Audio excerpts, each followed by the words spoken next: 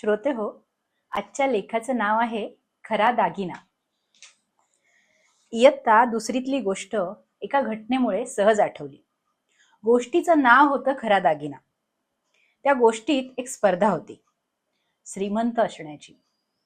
खूप दागिन्यांनी सजलेला पण विलक्षण हडकुळा निस्तेज असा एक मुलगा आणि त्याच्या बरोबर निरोगी तेजस्वी असा एक मुलगा, ज्याचे कपडे एकदम साधे, ठिगळ लावलेले. स्पर्धेत आपणच पहिले येणार असं त्या श्रीमंत मुलाला सारखं वाटत होतं. पण येतो तो सुदृढ मुलगाच पहिला. श्रीमंत मुलाला स्वाभाविकच वाटतं अन्याय झाला आपल्यावर. जिथं जिथं जमतील तिथं तिथं दागिने घातलेत आपण, पण हा फाटके कपडे घातलेला मुलगा पहिला येतो म्हणजे काय? गुरुजी सांगतात, नुसतं सोनं नाणं घालून श्रीमंत होता येत नाही बाळा. खरी श्रीमंती निरोगी देह, निरोगी मन आणि डोळ्यातलं तेज. याचे कपडे साधे असतील पण त्याची दिनचर्या चांगली आहे. हा व्यायाम करतो, अभ्यासातही पुढे आहे आणि त्याला कळलंय खरा दागिना कुठला आहे ते. साधारणतः असाच आशय त्या गोष्टीचा. मी जरा आता त्यात सुचलेली थोडीशी भर घालून सांगितली. पण गोष्ट आठवण्याचं कारण झालं एक साधी घटना. घराजवळ रिक्षात बसलो आणि कॉलेजला निघालो. वाटेत रिक्षावाला मोजू लागला रस्त्याच्या लगतच्या इतर रिक्षा. 1, 2, 3, 4. म्हटलं, रिक्षा का मोजताय? साहेब बघा, 20 रिक्षा आहेत. 20 गुणिले 50 म्हणजे 1000 रुपये फुकटच मिळणार ना इथल्या साहेबाला. का रे? अहो काय सांगायचं, मीटर पासिंग चाललंय. हे असंच चालतं. मी दिवसभर मरमर मरणार, मला 150 फर्त 200 आणि ह्याला 15 मिनिटात 1000. दिवसभरात किती हजार कोण जाणे.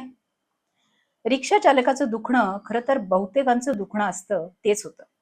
आम्ही एवढे कष्ट करायचे आणि आम्हाला एवढेशेच पैसे, आणि तो आमका ढमका साहेब बसल्या बसल्या सही शिक्क्याचे 200 घेतो.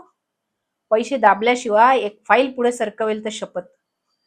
चुकीच्या मार्गाने भरपूर पैसा मिळवण्याबाबत असूया असणाराही एक सरळ मार्गी वर्ग आहे.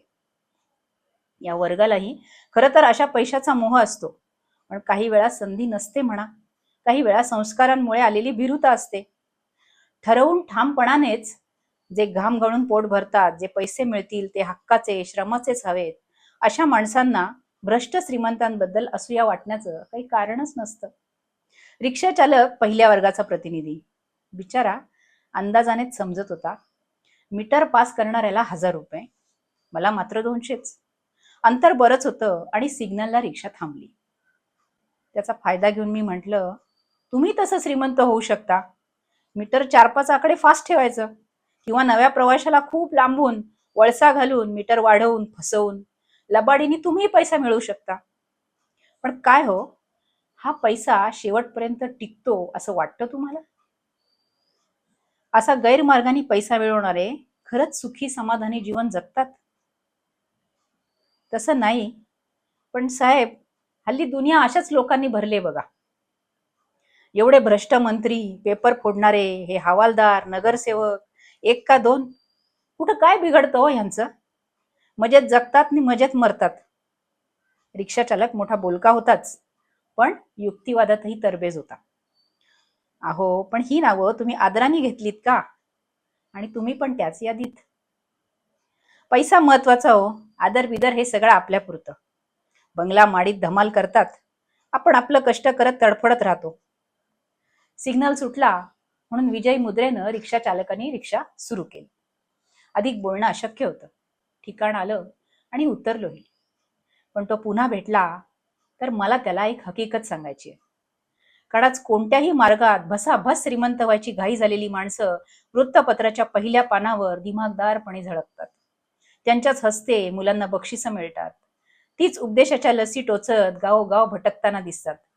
भ्रष्टाचाराच्या आरोपाचे मथळे बघता बघता पुसट होऊन जातात. काही घडलंच नाही अशा चेहऱ्यात बंगल्यात चिअर्सच्या नादात आरोप करणारे आणि आरोपी दोघंही गळामिठी घालतात. त्यांच्या कातडीवर एक नवं कातडं चढत जातं, आणि अशी अनेक कातडी चढली की मग काय, आपल्या देवाऱ्यातले नियम अशा उकरड्यांना नसतातच. पण अगदी नव्या, अजून मन आणि मतं आकाराला यायच्या पिढीला हे सत्य दिसतं. मग निष्ठेच्या पायवाटा पक्क्या न झालेल्या पावलांना भलतीच दिशा मिळते, जी बघता बघता दशा करते. मला त्या रिक्षा चालकाला सांगायची एक हकीकत थोडी वैयक्तिक आहे, पण तरीही याही प्रवृत्तीचे हजारो आहेत, म्हणून त्या सर्वांची. माझे वडील अशा व्यवसायात की जिथं कुठलाच पुरावा न ठेवता उजळ माथ्यानी उदंड पैसा खाता आला असता. 500 सिमेंटच्या गोणी गोडाऊन मध्ये ठेवताना गोणी आपटताना सांडलेल्या सिमेंटची 2-4 पोती होतातच. ते खाली सांडलेलं सिमेंट विकलं तरी पोत्यांची संख्या मात्र अचूकच राहते. कुठेही बदली करा, माझं चंबू गाबळत तयार आहे, अशा स्वाभिमानी बाण्याचे माझे वडील. त्यामुळेच त्या गैरप्रकारात सहभागी झाले नाहीत आणि अनेक व्यावहारिक हाल त्यांनी सोचले. पण तीच सत्व परीक्षा होती. महिना 220 आणि पुढे वाढून 410 रुपयांमध्ये त्यांनी एक पॅन्ट, शर्ट आणि चपलांचा जोड असा अनेक वर्ष फरफटत संसार केला. पण त्याच वेळी बरोबरचे लोक 4 चाकी वाहनातून येताना त्यांनी पाहिले. असाच एक बरोबरीचा सहकारी, जिथून मिळेल तिथे हात मारून गब्बर सिंग झालेला, वडिलांची एक बावळट सज्जन म्हणून टिंगल करणारा. शोकांतिकाच मुळी ही आहे, अनेकांप्रमाणे त्यालाही माहिती नव्हतं गैरप्रकाराने येणारा पैसा ही लक्ष्मी नसते.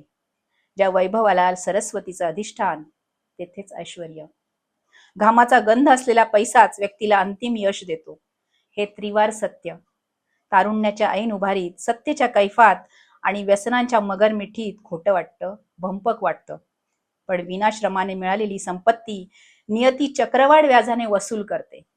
वसुलीची रूपं अनेक आहेत, पण वसुली झाल्याखेरीज हा इहलोक सोडता येत नाही. योगायोग म्हणा, काही वाटेल ते नाव द्या, पण वडिलांच्या बरोबर काम करणाऱ्या त्या भ्रष्ट व्यक्तीच्या आयुष्यातली ती दुर्घटना आणि ते दिवस मोठे करून गेले. विकारांच्या पाऊल वाटेने आलेले दुर्गुण आता धिप्पाड झाले. मोठ्या मुलानेच घराचे मद्यालय केले. तरुण मुलगी अपात्र गृहस्थाबरोबर पळून गेली. त्यात अशा घरातल्या देव्हाऱ्यातली निरांजनं बहुधा देवालाही नको असतात.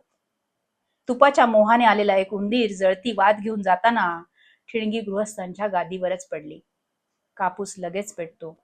आगीच्या भडक्यात पत्नी मनोरुग्ण झाली, तर त्या आगीत पतीचे हात इतके भाजले की कापावेच लागले. दुर्घटना कळल्यावर वडील त्याला बघायला दवाखान्यात गेले. एकेकाळी वडिलांना हिणवणारा, पैसे खात नाही म्हणून बावळट मानणारा सहकारी अश्रू अनावर होऊन म्हणाला, दवणे, ज्या हातानं काळी कृत्य केली तेच हात देवानी. सत्वगुणी माणसाच्या आयुष्यातही दुःख येतात, संकट येतात, पण अशा वेळी त्याच्याकडे एक नीतिधैर्य असतं, श्रद्धा असते. मी उत्तम केलंय सगळ्यांचं, मी या प्रसंगातून सुखरूपपणे पार पडेन, हे सत्व असतं. पण भ्रष्टांकडे ही शक्ती नसते. वयाने खचून गेल्यावर ही मंडळी विकल होतात, भिकड होतात, विकृत होतात.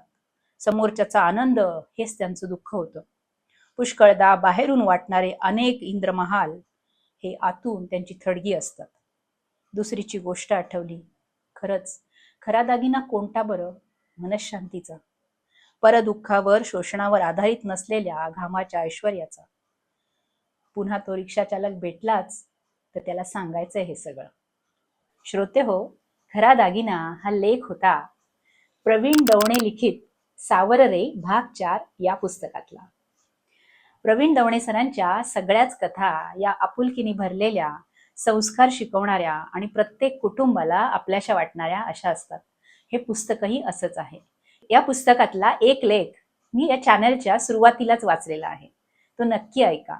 आणि असे छान छान लेख, कथा ऐकण्यासाठी आपल्या ऐकाल तरी वाचाल या चॅनलला नक्की लाईक करा, शेअर करा आणि सबस्क्राईब करा.